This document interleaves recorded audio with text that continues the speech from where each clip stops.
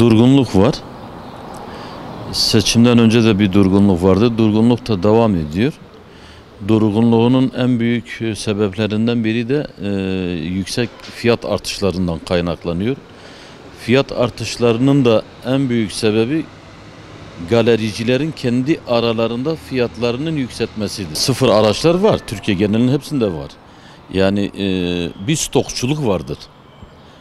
Stokçulukta yani normal bayiler kendi rayış fiyatından değil de rayış fiyatının üzerinde satılıyor.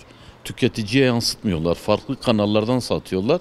Yüksek fiyatlarla. Fiyatların düşmesi olur elbette. Yansır, piyasaya yansır.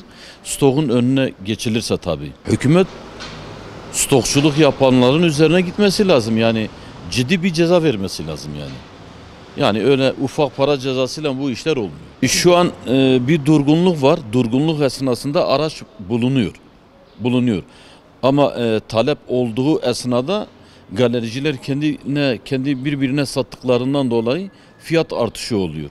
Talebe göre fiyat değişiyor yani. Talep arttıkça beraberinde fiyat artışı da oluyor. Hani son 2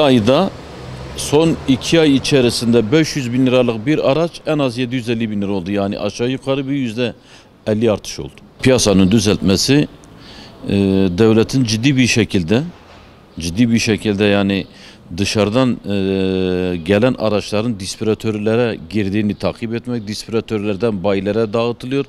Bayileri de kontrol bir şekilde yani takip etmeleri de böyle ufak cezalarla da olacak şeyler değil bunlar.